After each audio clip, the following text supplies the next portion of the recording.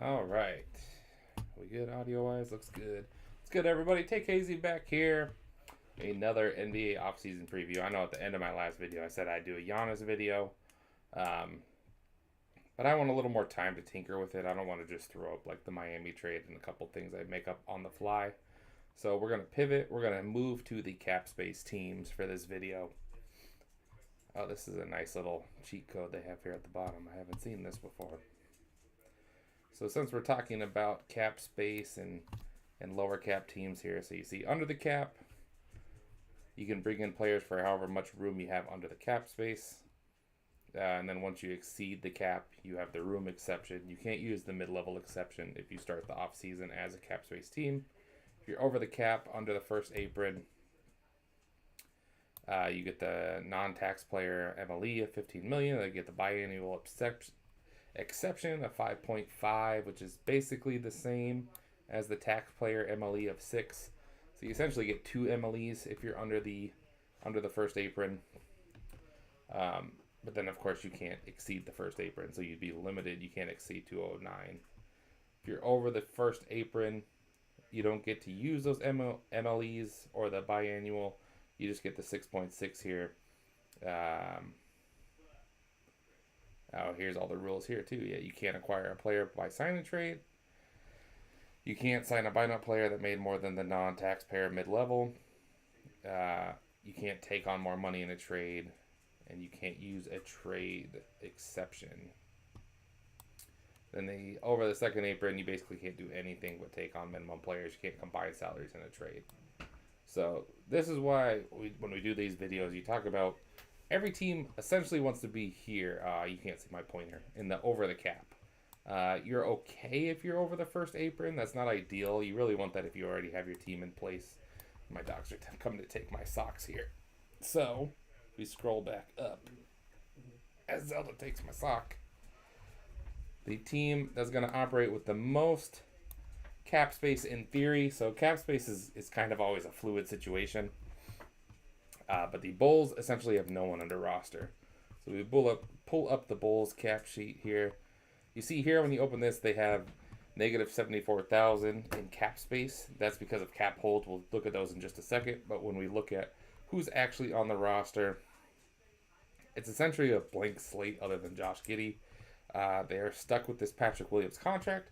They'd like to get out of this, but because they're essentially one of the bottom feeders of the league, they're not going to really pay to get off of it. If there's an opportunity to get off of it, I think they would still jump at that opportunity. Isaac Okoro's on an expiring. Jalen Smith is kind of their de facto center.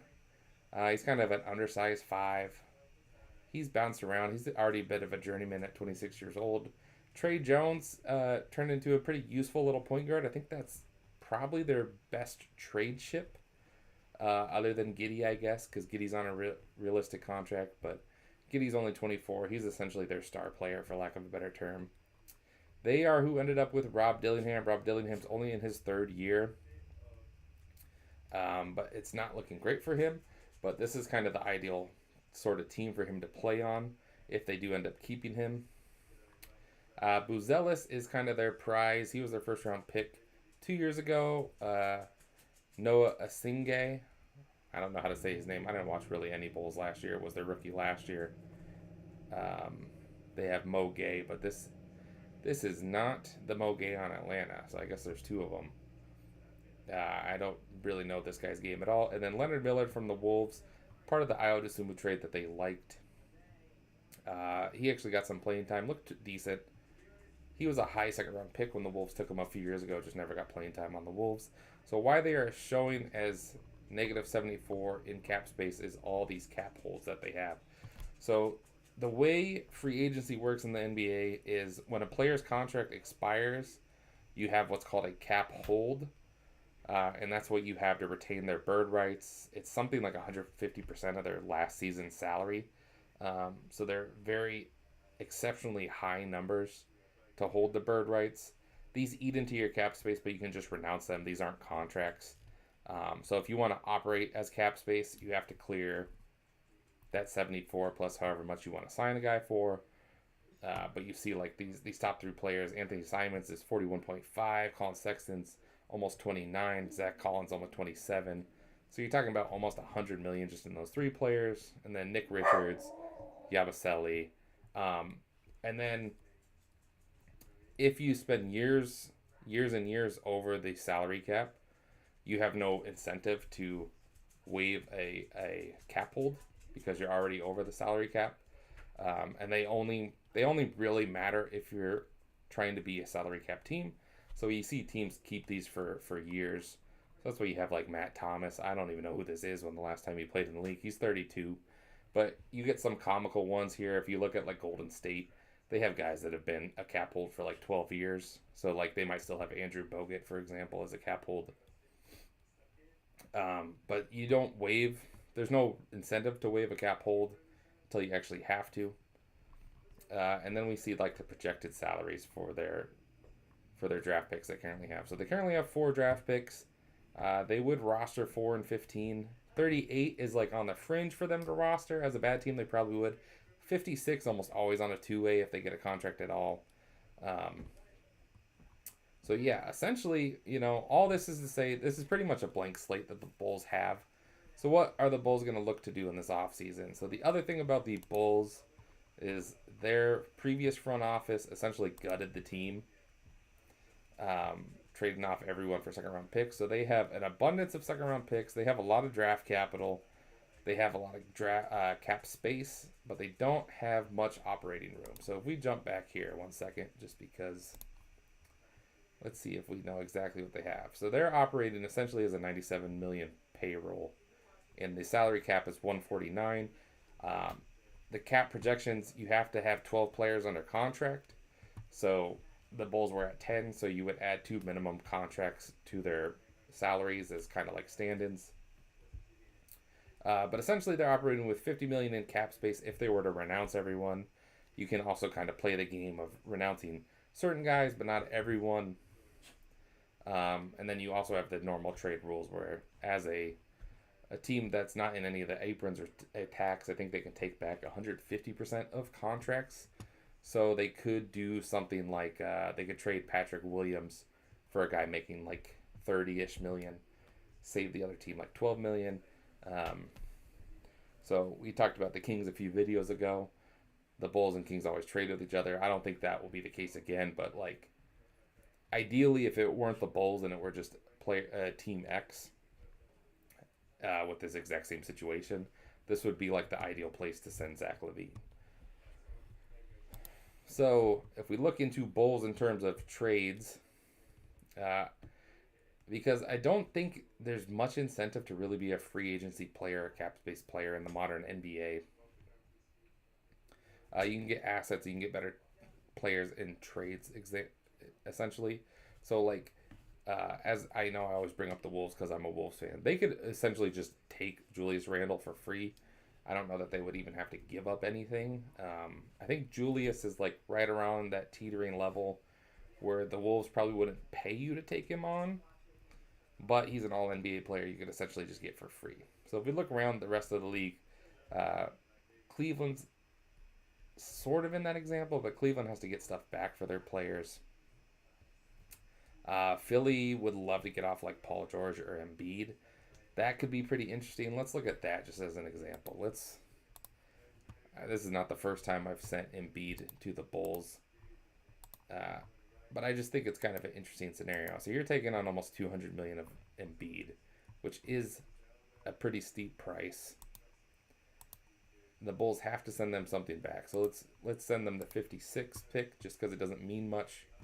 So here we see that it's failed under this current system, but it's because I haven't waived renounced rights. So like if we just renounce Anthony Simons, that doesn't get us quite there because we got to clear the 74.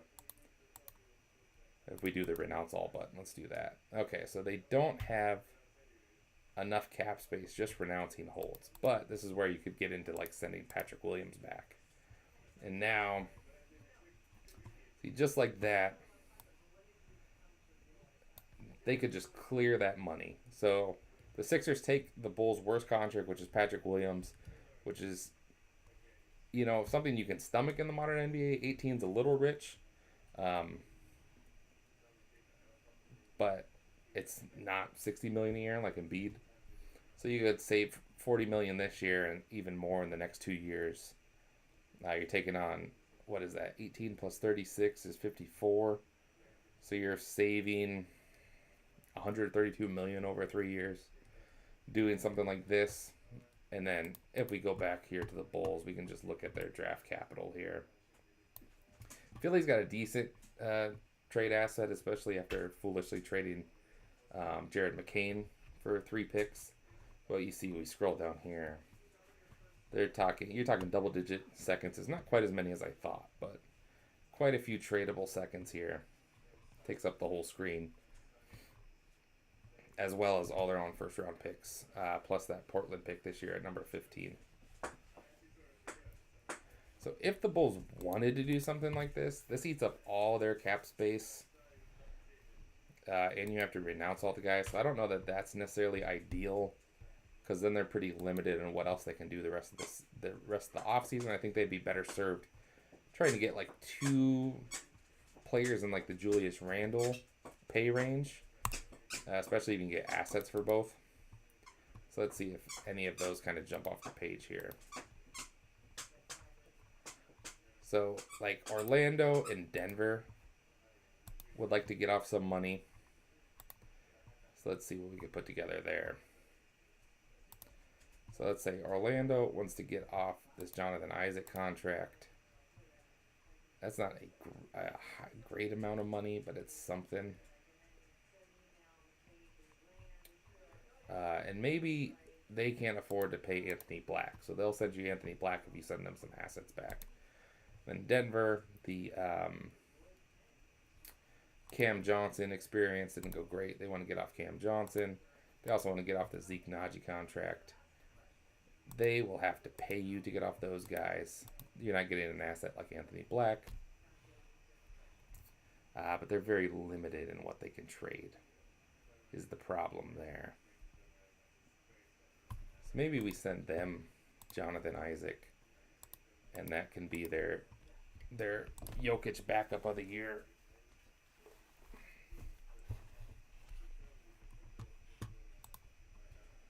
The Magic clear 18 million. Let's see here.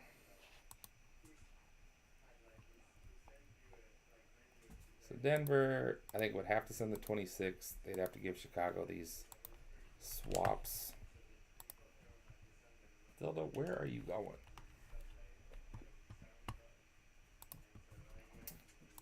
And Chicago can give up this 15th pick to Orlando. Maybe they get they got the 26 back from Denver. Let's renounce these guys just to make it work. You can finagle around here a little bit. So like in this scenario here, they're using that same 40 million in cap space. They're not getting off the Patrick Williams contract, but they're taking on Cam Johnson, who's a very useful player for them. Zeke Naji can kind of fill in as a experimental center for a team that's not really going anywhere. And you get Anthony Black to put next to Josh Giddey as kind of your future backcourt. You also get 2 pick swaps from Denver, and you do this for the price of moving down from 15 to 26. Orlando will probably need a little bit more. Let's see, like what Orlando's got here. The Bulls, you probably don't want to give up any of your picks, but you could give up like the 38th this year, and we'll send them. Let's just pick like 4 second-round picks here at random, just to kind of sweeten it up here. So the Magic move up 9 spots in this year's draft to get the 15th pick just outside the lottery. They also get the 38th pick in this year's draft, plus 4 future seconds for Anthony Black. They also get off Jonathan Isaac's contract. And the Nuggets give up a first-rounder and 2 swaps to get off of Cam Johnson's contract and Zeke Naji's contract. They take back Jonathan Isaac, who's got $8 million guaranteed on his contract. Those 2 years are essentially void years. They're all non-guaranteed. But they save $16 million, which allows them to bring back Peyton Watson. And the swaps aren't a big risk because you still have Jokic even in 2031. And And the Bulls don't have a lot going for them. So I think this was a risk you would take as Denver. You do lose a bit of depth, losing Cam Johnson essentially for nothing. But Jonathan Isaac, if you can get him healthy, is someone that could potentially play alongside Jokic and Aaron Gordon as kind of your third big, replacing Vucevic. It's going to go overseas. So this is kind of like the sort of move I would expect the Bulls to do. Not necessarily this one exactly, but something where they leverage their cap space. They leverage the fact that they're essentially a blank slate to bring in assets, bring in interesting young players. They could also be one of the Thunder dumping grounds. The problem with the Thunder is even though those guys are young, they're kind of more in like the win now mold, so I don't know how useful they would be to Chicago. The other thing, obviously, Chicago could do is they could be the third team or fourth team, fifth team, whatever, in a big salary trade where you got three teams trading with each other, but none of them want to take back more money than they're sending out, so they don't get hard capped. So they send just the excess money to Chicago. Chicago picks up a couple extra second rounders, maybe a first rounder along with it. The next up, interestingly enough, is the Lakers. The Lakers aren't a real cap space team, but they can operate as a cap space team, so we'll cover them right now. So we look at the Lakers. Right now, why are they a cap space team? They're a cap space team because Austin Reeves is still under his player option. He will opt out of. They're going to have to pay him a lot more than that. And LeBron James is a free agent among some of their other top players. So Austin Reeves, we can essentially just expect to opt out of this contract. There's no way he plays for $15 million this year. He's earned way more than that, even though he continues to struggle and kind of be a zilch in the playoffs, but that's a different subject. So they have essentially 9 players under contract here. You got your 3 minimums: Bronny James, Nick Smith, and Theodore. Dalton Connect kind of been a bust for them as a first round pick, but he was like late teens, early 20s, so not that huge of a deal. We look at their cap holds. The main one here is LeBron James, but Rui Hachimura, also significant player. Luke Kennard had a role for them down the stretch. I don't really think Luke Kennard is significant. He's kind of like the modern day Kyle Korver in a lot of ways. He's not someone you necessarily need to have. This is a perfect example of a team that hasn't been a cap space team in a long time, so they have kind of the comical cap holds. Jared Dudley, who's currently a coach in the league. Carmelo Anthony, who's a commentator. Dwight Howard, I think he might still be playing in China. All those guys are over 40, but they still have the cap holds. It's been years since they played. Wayne Ellington's almost 40. I don't even remember Wayne Ellington playing on the Lakers. Avery Bradley, one of the Morris brothers, Dion Waiters. And then all the way down here, they have the 25th pick, about $3.3 million in cap space that'll cost them. So if the Lakers were to waive everyone's rights, including LeBron, you got about $40 million in cap space you can play with. I think when Austin Reeves opts out of his player option, I think you still get a cap hold. So it doesn't go straight to zero, but you retain his rights. But if we give Austin Reeves an extension that adds about $20 million onto that contract, then you're talking about only having roughly about $20 million in cap space, which isn't that different from just the non-taxpayer MLE. So you're talking you could sign like a player for $20 million and then a player for the 9.3 rather than signing a player for 15 and 5. But that means giving up LeBron James, who even at his age is probably a more valuable chip than anything you could get for like a $9 million player or a $20 million player in free agency. It's not that great of a class. The top players never hit free agency anymore just because the money is so much better re-signing. But it does mean the Lakers are fairly fluid trading-wise because they still have some salaries to trade. They have a little wiggle room that they could take on money. But they're probably going to end up still being a first apron team.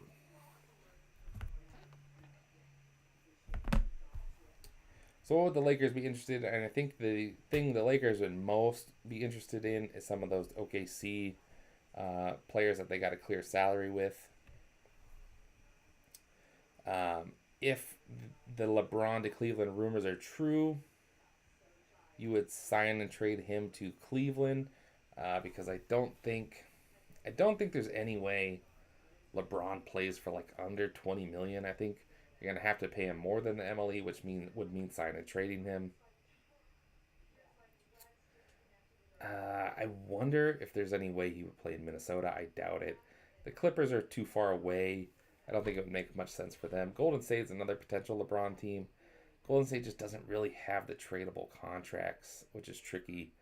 And if you bring a player in and sign and trade, you can't exceed the first apron, which is 209 million, which is tricky for the kind of the teams that would want LeBron. I think the smoothest and easiest teams for LeBron to go to would be more like the Pistons, who have a lot of salary cap, but that's just something I can't imagine LeBron is going to do, even though I think it would be kind of an interesting pairing with Cade, honestly.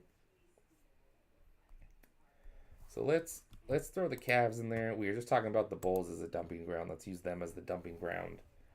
And maybe we put the Thunder in here too. So the Lakers don't have a big, so let's trade LeBron for Jared Allen. And then let's also take on, we'll take on the Lou Dort contract if we're the Lakers here. So Jared Allen is 28 million, but they're going to need to save a little bit of money too.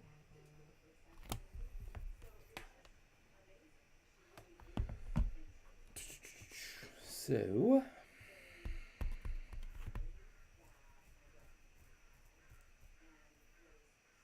the Cavs, James Harden will renegotiate, save about $8 million, gets them under the second apron, but they would be over 209, which means they would have to get rid of either Max Strus or Dennis Schroeder. So I maybe needed a second dumping ground team in this scenario, but let's go with Max Strus because I think Schroeder is a tougher sell for Chicago. Strus on expiring, and I think could play with kind of the players I already have currently on the team. Then we're gonna sign and trade LeBron. Let's do about 27 million just to start. We can tinker with this later. And then OKC needs to send something to Chicago. Chicago needs to send something. So we'll use this 56 just for now, just to get this off the ground. See what we're working with here. Chicago would need to renounce a couple guys. Oh, really? They still aren't there. All right, let's just renounce everyone. Then we can. All right, who else is failing? The Thunder. No, the Lakers are failing because the Lakers also need to renounce.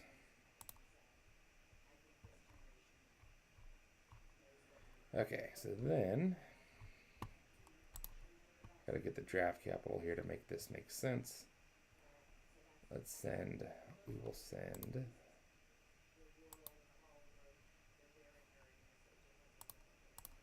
29 to Chicago, 25 to Cleveland.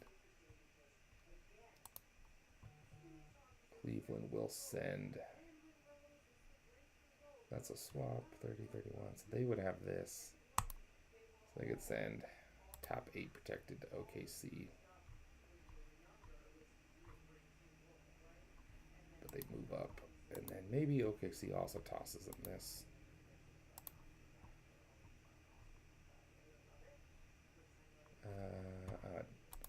LeBron's not going there all of a sudden.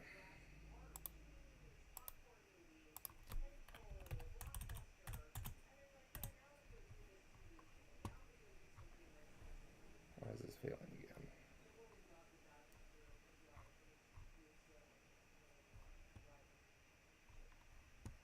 Okay. Lakers need to send a little extra money. Can they send Connect? Did I get it done? No. I sent DeAndre Ayton there too. And now over the first apron. Shoot. Okay, so Connect will have to go to Chicago. DeAndre Ayton will have to go to Chicago.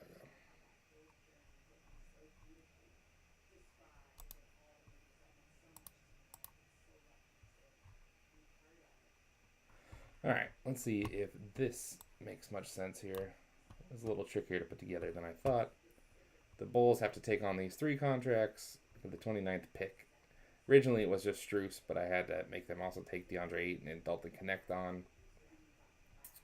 For the 29th pick, they probably would need a little bit more than that, but we'll just leave that as is for now. So the Cavs get the 25th and the 37th pick this year. They had to give up the 29th.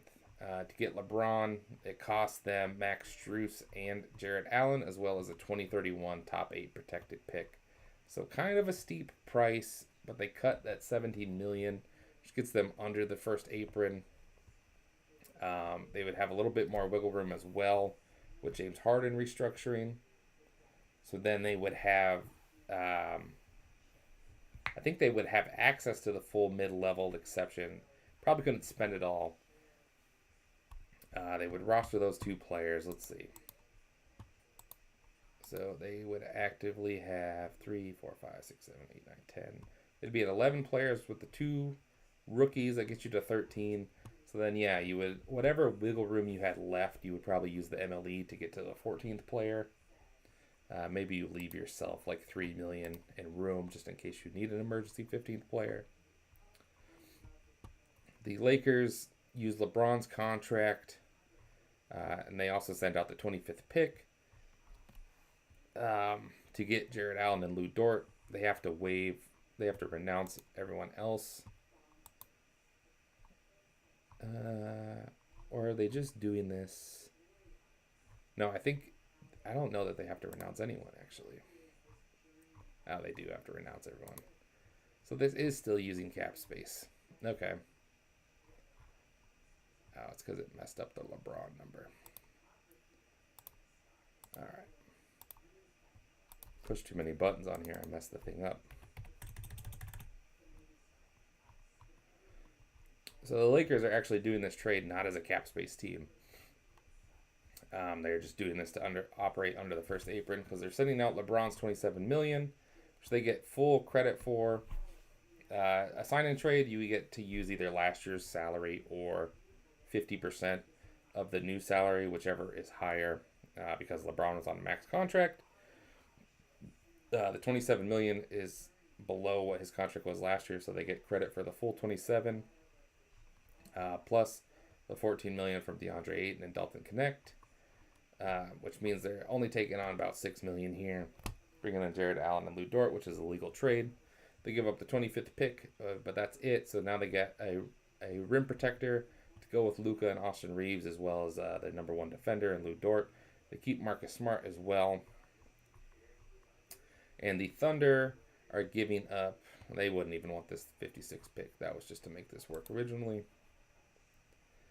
The Thunder are giving up Lou Dort just as a tax-saving move. And they get a 2031 top 8 protected Cleveland pick for their troubles, which is probably more than they deserve for Lou Dort. But that's all Cleveland really had to trade. Maybe you could get something out of the Lakers. Maybe you get 2 first-round picks, one from Cleveland, one from the Lakers, but they're both top 12 protected, something like that. I don't know. So then, as the Lakers, because you didn't renounce anyone, you can re-sign Hachimura still with bird rights. You could re-sign Luke Kennard with bird rights if you want. Same with Jackson Hayes.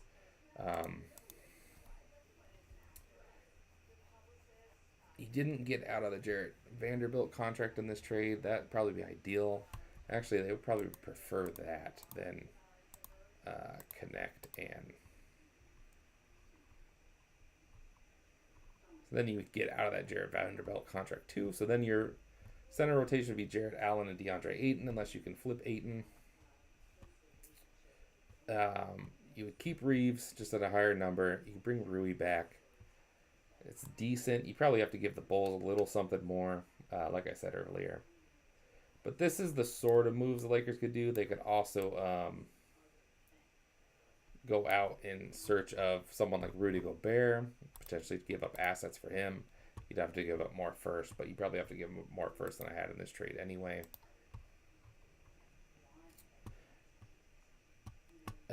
You could also potentially be a facilitator with the big players on the move this offseason. You could maybe piece together a couple guys and get kind of like a lesser star.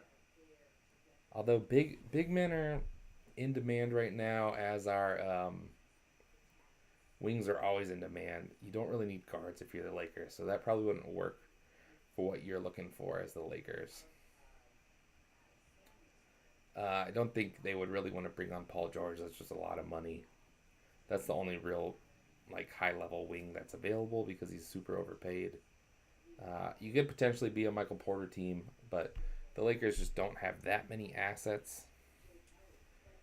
But because they have wiggle room in the financials, that could be valuable this offseason.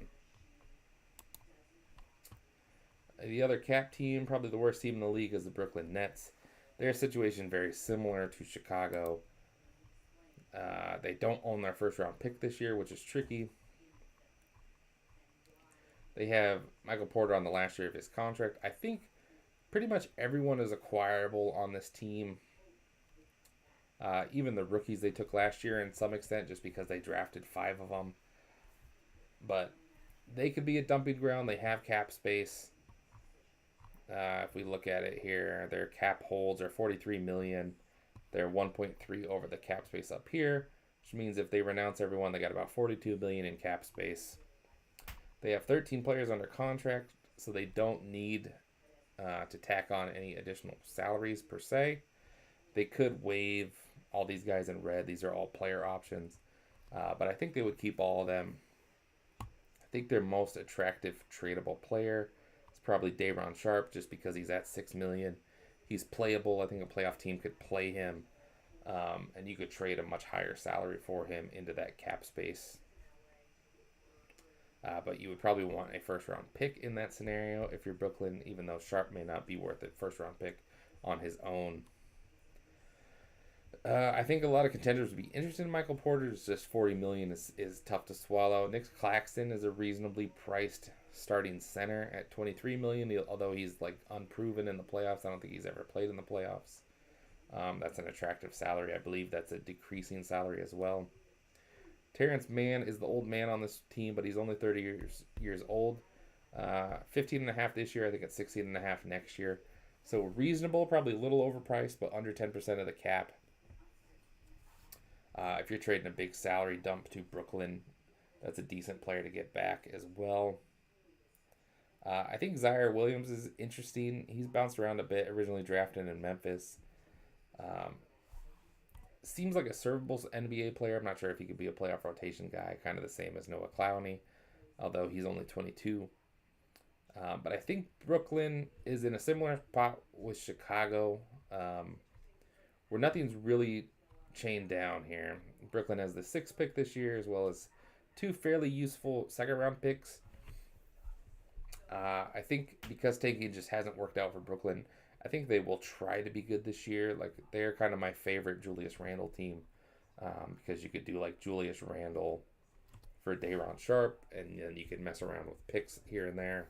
But it clears a lot of money for the Wolves to take back, probably more in like a 3 or 4 team variable than 2 separate trades. And then you can kind of exchange assets as need be with Brooklyn. You could even potentially get Minnesota's 2033 pick if you send back a boatload of second-round picks, which Brooklyn has a lot of. Let's just experiment with that. I think I've done this before, or let's do someone besides Randall. Let's try to not do Wolves on every video here. So let's say that, let's use the Nuggets again here. The Nuggets are a decent example. So the Nuggets, they regret this Christian Braun contract. They want to get out of it. They're going to send him to Brooklyn. Brooklyn says, hey, we'll take them, but we want that 2031 first of yours. I think they already own this, actually. Didn't they get this in the Michael Porter trade? Oh, they got the 32. They probably can't trade this outright then. Well, that kind of defeats the purpose here. So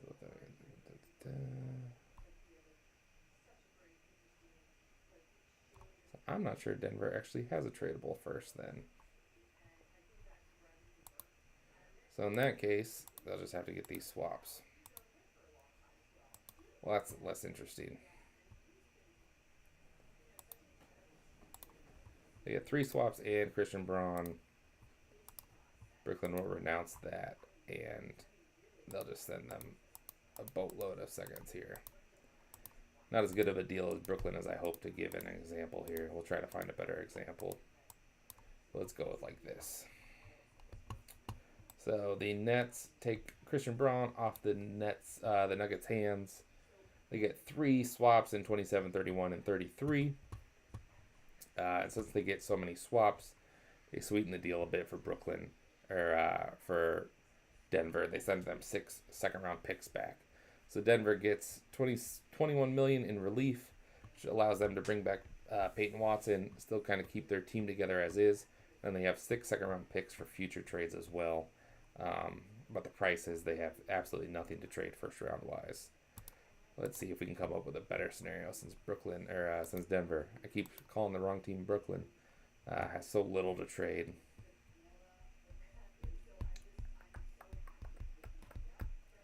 The Pelicans don't have a lot to trade either, but let's do the Pelicans just for fun here. The Pelicans say, hey, we got to get off Jordan Poole. We don't care.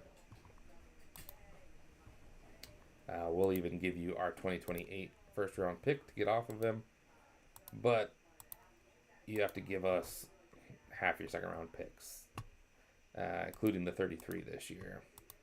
I'm not going to go through and click through all these, just because that's going to take too long. That's dead air. I already do enough dead air as is. This failed. Why did this fail? Okay, so Brooklyn can't quite shed all that. So this is where Terrence Mann's contract comes in.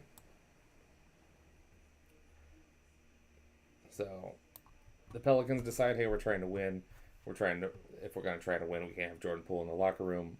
We'll give you our unprotected 28 first-round pick.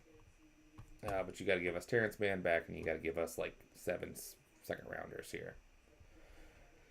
I think this is something Brooklyn could pretty easily do, because in this scenario, even if we go as is with what I gave up, they still got double-digit second-round picks, even giving up 7 seconds. And then they get an extra first for their troubles. Jordan Poole, it's not really going to help you win, so it doesn't accomplish that regard. But you do add more first-round picks for the future. You have an expiring contract in Jordan Poole you can maybe flip for an even worse contract. Bring in more assets. Let's use one of the Raptors' bad contracts here. That might be a little more interesting, because you could potentially get more of a win-now type player here. So they want to get off. They want to get off Podol and quickly. And then they want Nick Claxton, and they want one of your rookie guards from last year to replace quickly. And for that price, they'll give you the 19th pick this year, as well as their 2028 first. But they want the 33 back this year, so it's essentially just a trade down, and then a bunch of these seconds again. And I don't have a set number of seconds here, obviously. I'm just kind of picking them and clicking them at random.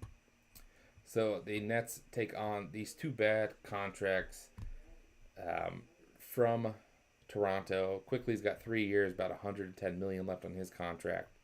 Jakob Poeltl, more or less the same. I think it's about 110. 4 years left on his contract. They essentially swap Podol for Nick Claxton on a much friendlier team deal. Although it's only 2 years left, so they probably extend him and maybe give him something just as bad. and they get one of Brooklyn's point guards last year. I picked Ben Seraph. Probably could be any of them other than Igor. Igor was the one that they took like 8th overall. But Noah Traore, I guess Drake Powell's not a point guard. Danny Wolf. I think they all play with the ball in their hands is what I'm confusing.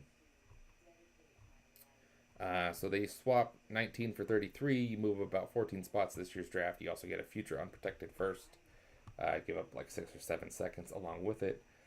And the Raptors save $25 million here, so they can also go out and spend their full mid-level exception. They can big game hunt if they wanted to then go after like a Sabonis, but they did lose a first-round pick. But you could essentially add Sacramento onto this and do Sabonis for RJ Barrett straight up because you have the $25 million in wiggle room, along with Grady Dix expiring. You can throw in a couple more first if you need to. So it would give the Raptors the position to kind of stay competitive in like a sneaky competitive East, where with the emergence of like Charlotte last year, the Heat are going to be aggressive. The Heat seem like the front runners for Giannis. Indiana will have Halliburton back. So all of a sudden, the East is probably like 12-ish teams deep. 8 or 9 of those aren't like title contenders, but they're like playoff contenders. So with the lottery reform plus just kind of the way the league broke, I think most of the teams are going to be trying next year. So a lot of these teams are going to have to try to be competitive. Like the Raptors were the 5 seed this year. I think if they just ran it back, they're in risk of missing the playoffs next year just because the East is going to get so much better. So you might see a team be aggressive like this where they try to just keep pace to kind of stay in that 5 seed, stay in the playoff hunt. That's probably more than enough time on Brooklyn. We're already 41 minutes in. Let's do Memphis just because they're the last kind of team in this kind of grouping. Even though, again, it's kind of the same situation here. The big difference with Memphis is they have Ja Morant at $42 million. They're pretty openly shopping. He doesn't have much value. I think they're going to hope to kind of trade him at a neutral value or potentially slightly negative value. But I think they just want to move on from him. He's already 27, which is kind of crazy. He feels so much younger than that. I don't think they're going to give up draft capital, although they do have a decent amount of draft capital. The one interesting thing about Memphis is they are at 1.1 here in cap space, but again, we've talked about it in a few videos. Brandon Clark tragically passed away this offseason. That $12 million is coming off the books, which means they got $11 million in cap space, 14 players under contract, and that's not even including their cap holds, which isn't much, obviously, here. Ryan Rupert. They do have 3 top 32 picks that they would like to roster, which means with 14 players, they got to consolidate some players. So I think Memphis is going to be shopping for sure. They're going to want to do some consolidating. So I wouldn't even be surprised if they trade Ja for a bigger, worse contract, just to kind of offload some stuff and maybe like move up in the draft a little bit more or add some future picks. You also just have a lot of repetition here at the end of the bench. Jalen Wells, Cam Spencer, Scottie Pippen Jr., all very interesting, all playable guys. But it's 3 guards along with Walter Clayton, along with Cedric Coward, Ty Jerome. You're going to move off of Ja Morant, but you already got so many playable guards. You're not going to pay all of them. So you probably would like to get off some of this money. Taj Gibson is on a non-guaranteed. That's what the gray money is here. So a lot of these guys at the end of the bench, gray is non-guaranteed. You can waive them for nothing. And red is team option. You can just decline that option. So they could get rid of a bunch of these guys. Like Taj Gibson, Oliver, Maxine's Prosper. They probably just get rid of. That's 2 roster spots there. But you still kind of face the same problem where you got just too many players at the same kind of talent level. So you either want to do something where you try to get more competitive or you kind of reset the clock a little bit more. So let's see what we can figure out for them trade-wise. So the easiest thing is always Ja Morant to the Kings for Zach LaVine. I think we've done that in other videos. They could also be a potential, not Embiid team because Zach Edey is like their best player, but they could be a Paul George team. They would be a great facilitator in the Giannis trade, so we might cover them more there.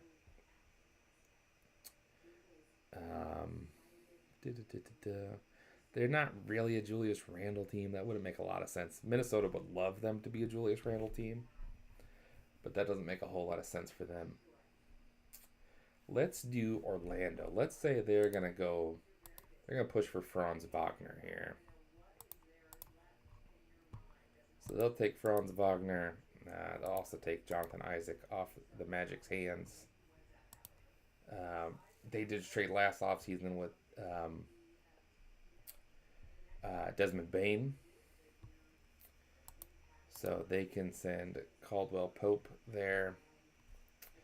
They can take Jonathan Isaac with this trade exception. And then they'll also give you Scottie Pippen to be your point guard because you've been struggling with finding point guards. Why is that gray out, everybody, here? What about trade deadline mode with that? Make this more doable.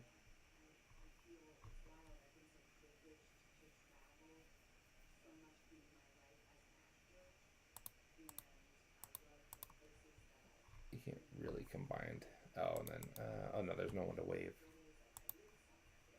Oh, they have to trade this to make it work financially.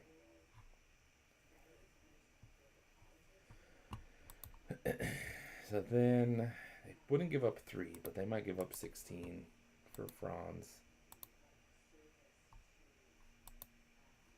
They'll go up 16 and 32 for Franz. Get back 46. And they'll give Orlando back one of their picks, maybe. Or maybe they'll give Orlando this Lakers pick. They'll give Orlando back their own 29. So the Magic get off Franz Wagner. That's probably not enough for Franz, though. So they save money. They get the 16th overall pick. They get a 32nd pick, and they get their own 29 back. Along with they get Scottie Pippen Jr. and KCP. I think they traded KCP for Desmond Bane, so this is probably too repetitive here. They probably would have won at least one more of their first back, so let's give them that too. Is this a swap?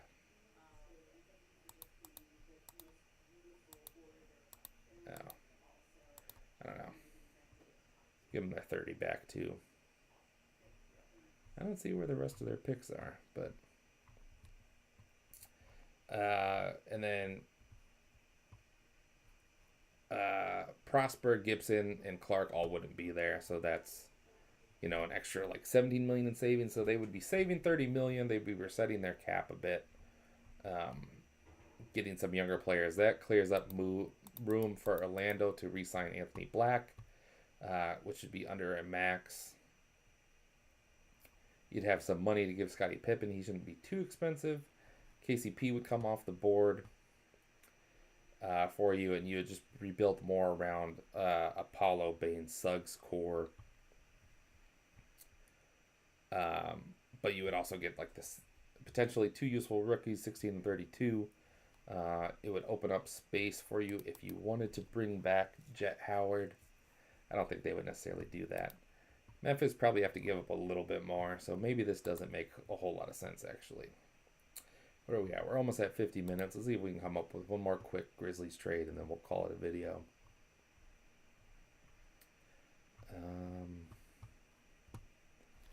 It's tough because there's not a lot of teams. All right, let's just explore Julius Randle trade, see if we can make this make sense. This is the wrong year.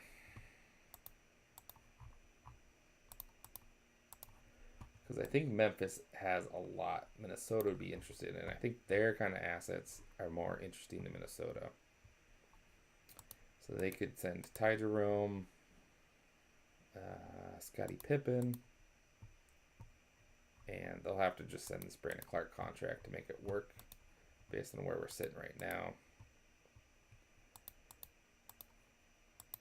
They could send the 28. They would swap the 28 and 32. It's not much of anything. And then they would also probably get... they're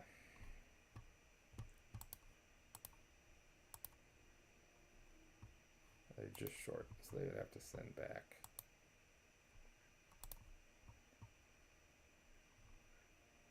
It's not going to like that because of the...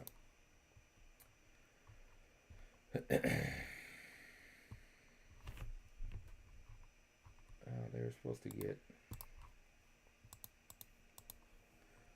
This trade machine doesn't like Memphis is the problem, because you could send like Scottie Pippen and G.G. Jackson or Jalen Wells. So I think Minnesota would want Jalen Wells. See if I can finagle it. No, it's not going to let me finagle it.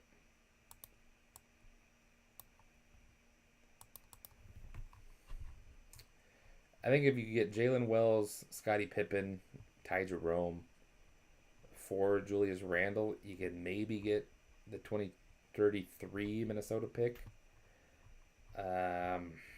Maybe you'd have to throw in like Walter Clayton too. Oh, then that opens these up.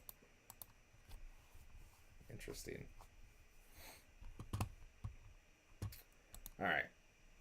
It's all hypothetical anyway, so since we got it to work good enough, let's see. Let's look at this. So the Grizzlies, they get Julius Randle. They move up 4 spots from 32 to 28, and they get Minnesota's 2033 unprotected first. So Julius Randle can kind of be their poster boy once they trade Ja Morant. He doesn't fit great with Sonny Aldama and Zach Edey, but it's not nothing. It gives you something of a front court that's passable.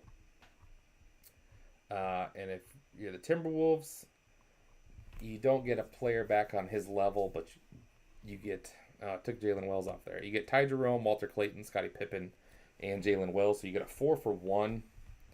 None of those players on their own are worth the first round pick, especially one as valuable as one 7 years in the future. But you're racking up depth.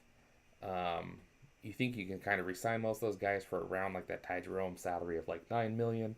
So 4 guys at $9 million is about the same as Julius Randle's contract. So you're trading top level player for depth. I think the Timberwolves would bite at that.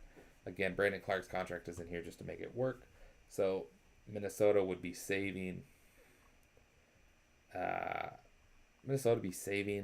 What is that? 13, 15. They'd be saving about $18 million. So then when they re-sign Io, it's essentially Io's part of this trade, and it's dollar for dollar. And you're really close to already being at the roster limit at that point. And then the Grizzlies could potentially flip Julius Randle next year on an expiring $35 million. Do something similar again, where you take on another bad contract. Maybe then is when you take on Paul George. You give up 1 year Julius Randle for 2 years of Paul George, making almost double the money, and maybe pick up another first rounder there. And you just kind of keep rotating players in. This clears up plenty of roster spots here for Memphis. So Memphis would have the 3, 16, and 28. You would draft those 3 rookies in, and you'd be at something like 12, 13 players already. So then you could potentially even do another trade where you're trading. You would still have like Santi Aldama to trade. We didn't explore those trades. But I think Aldama is an attractive player that could potentially get assets for. Same like Ty Jerome. Those are your 2 like real tradable salaries. I don't know that they care about Taylor Hendricks. That's almost $8 million. That's a pretty decent tradable salary for a 23-year-old power forward. It didn't really work in Utah. But we're getting close to an hour, so I'm going to call it there, guys. Thanks as always. Maybe next time we'll finally get to the Giannis video. Let's see how many teams we got left here. So we got to talk about the other playoff teams that actually got spending power, which the Lakers are part of. The Lakers probably should have been in that video, but we're just kind of going off the list. So Detroit, Utah's going to be flirting with the playoffs. Charlotte's got flexibility. Atlanta's got flexibility. We've talked about Dallas inadvertently a lot. I think Dallas is one of the more attractive trade teams. So I might just skip Dallas because they've come up so much already. The Spurs potentially are going to win the title. The Clippers are an interesting team. Clippers, Miami, Portland are kind of all in that somewhat middle ground. Same with Washington, Golden State. So a lot of the middle ground teams. I think we got to talk about Philly too, and then obviously we got to talk about Giannis. So maybe 2, 3. Try not to do 4 more videos, but we'll see where we get. All right, thanks guys. Have a good